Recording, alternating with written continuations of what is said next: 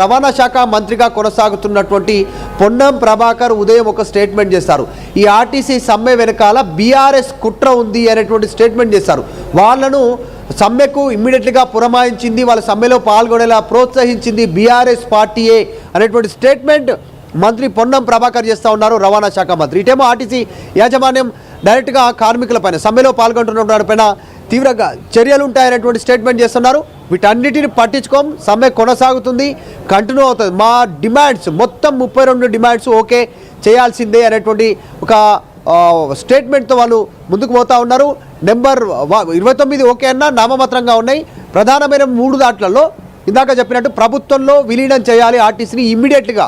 Second వచ్చేసి కార్మిక సంఘ చట్టాలను వారిని పునరుద్ధరించాలి, ఎన్నికలు నిర్వహించాలి అనేటువంటి సెకండ్ డిమాండ్. థర్డ్ డిమాండ్ వచ్చేసి ఈ ప్రైవేటు వాహనాలను, ఆ ఎలక్ట్రిక్ వాహనాలను చొప్పిస్తూ ఉన్నారు ఆర్టీసీలో ప్రైవేటీకరణ దిశగా, దాన్ని ఆపి ఆర్టీసీ ఎలక్ట్రిసిటీ వాహనాలను పెట్టాలి, అందులో తెలంగాణ సంబంధించి ఆర్టీసీ వాళ్ళని ఎంప్లాయీస్గా ఉంచాలి, ప్రైవేట్ వ్యక్తులకు ఇవ్వద్దు అనేటువంటి 3 డిమాండ్ చేస్తూ ఉన్నారు. సమ్మె మాత్రం కంటిన్యూ అవుతుంది. సమ్మె మరింత కంటిన్యూ అయితే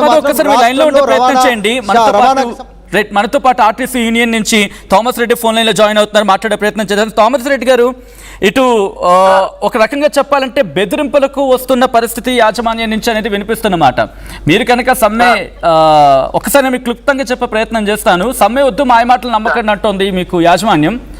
మీరు అంటే ఇప్పుడు ఇది ఎలాగా డిస్కషన్ పెండింగ్లో ఉంది కాబట్టి మీరు సమ్మెకు దిగడం చట్టవిరుద్ధం అంటోంది. జాయింట్ కమిషనర్ ఆఫ్ లేబర్ దగ్గర చర్చలు జరుగుతున్నాయి కాబట్టి చర్చల ప్రక్రియ ముగియక ముందే సమ్మెకు వెళ్ళడం కరెక్ట్ కాదు. ఒకవేళ మీరు వెళ్తే వేతన కోత ఉంటుంది, దాంతోపాటు క్రమశిక్షణ చర్యలు ఉంటాయంటూ యాజమాన్యం చెబుతోంది. సో ఇది బెదిరింపా లేకపోతే మిమ్మల్ని దారి తెచ్చుకునే ప్రయత్నం, మీరు ఎలా చూస్తారండి ఇది? ఇది కేవలం బెదిరింపు సార్. ఇది నిన్న చర్చలు అయిపోయిన తర్వాత ఇలా వాళ్ళు లేబర్ కమిషన్ కూడా అక్కడికి వచ్చి రాత్రి ఆ లెటర్ నాకు చూపెట్టాను. దానికంటే ముందు రోజు మేము లీగల్ గా నోటీస్ ఇచ్చినాం.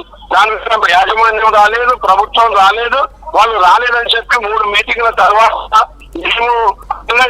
మేము క్లోజ్ చేసుకుంటాను లెటర్ ఇచ్చి మేము అథెంటిక్ డాక్యుమెంట్ మీద సంతకాలు పెట్టి వచ్చిన తర్వాత నిన్న బలవంతంగా కావాలని భయపెట్టడానికి ఈ ప్రభుత్వం అది ఇంకా క్లోజ్ కాలేదు అని చెప్పారు. దాన్ని మేమేం ఖాదరు చేయడానికి లేదు.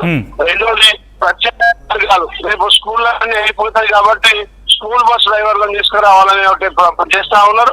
ఇంకా ఈ సమ్మెను విచ్ఛిన్నం చేసే కార్యక్రమాలు చేస్తా ఉన్నారు. ఇవాళ కార్మికులు పెద్ద మొత్తంలో 37,000 మంది ఆర్టీసీ ఉద్యోగులు ఈరోజు సమ్మెలో పటిష్టంగా ఉన్నారు. అట్లాగే వాళ్ళ హైర్ బస్సు డ్రైవర్లు కూడా చాలా మంది మాతో ఉన్నారు. ఈ బస్సు డ్రైవర్లు కూడా అక్కడక్కడ నా ప్రశ్న ఏంటంటే థామస్ రెడ్డి గారు మాతోటే ఉన్నారు. అంటే సమ్మె ఇంకా థామస్ రెడ్డి గారు బెదిరింపకపోయే అదే నా ప్రశ్న. అంటే ఇది మిమ్మల్ని బెదిరింపులకు దిగుతున్న పరిస్థితి. 40 రోజులైంది సమ్మె నోటీస్ ఇచ్చి. నిన్న ఎక్కడ 4 ఐఏఎస్లు ఐపీఎస్ అధికారులతో వాళ్ళు కేవలం విని మేము 4 వారాలలో రిపోర్ట్ ఇస్తాం గవర్నమెంట్ అని చెప్పాను. దాంట్లో అసలు క్లారిటీ లేదు, మాట్లాడలేదు, ఏ సమస్య మీద మాట్లాడిన పరిస్థితి లేదు. అటువంటిప్పుడు మాకు ఇవన్నీ కూడా డౌట్లు ఉన్నాయి కదా. ఆర్టీసీ ఎలిమినేషన్ అయిపోతా ఉంది. ఇవాళ ఆర్టీసీకి మహాలక్ష్మి పథకానికి 450 కోట్లు ఇస్తా అన్నారు. అవి మొత్తం ఇవ్వలే, రియంబర్స్మెంట్ ఇవ్వట్లేదు. ఇవాళ బడ్జెట్ లో కానీ వాళ్ళు అంటుంది ఏంటంటే వివాదం పెండింగ్ లో ఉంది కదా, మీరు సమ్మెకు దిగడం చట్టవిరుద్ధం అంటున్నారు. వాళ్ళు పెడతా ఉన్నారు.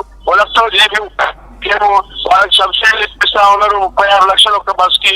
ఆర్టీసీకి మాకు హైర్ కి ఇస్తున్నారు. ఆ బస్సులు హైర్ కి ఇస్తే మేము వాళ్ళకి హైర్ కిలోమీటర్ కి డబ్బులు ఇస్తున్నాం. అయినా మాకు ఎక్కువ పవర్ పాయింట్లు పెట్టి దాన్ని హ్యాండ్ ఓవర్ చేసుకొని మమ్మల్ని భయపెడతా ఉన్నారు. మోదీ ప్రభుత్వ విధానంలో అవుట్ సోర్సింగ్ వాళ్ళే దాని మీద పనిచేయాలి, రెగ్యులర్ వాళ్ళు చేయకూడదు. అన్యాక్రాంతం చేయడానికి చూసిండు. అసోన్ని వాళ్ళకి ట్యాక్స్ వాళ్ళకి ఇవ్వడం జరిగింది. దాని మీద పోరాటం చేసి తెచ్చుకున్నాం. తర్వాత హైదరాబాద్ లో కార్మికులకి ఇవన్నీ ఈ బస్సులు వచ్చాయి కాబట్టి ఎక్సెస్ అయిపోతా ఉన్నారు.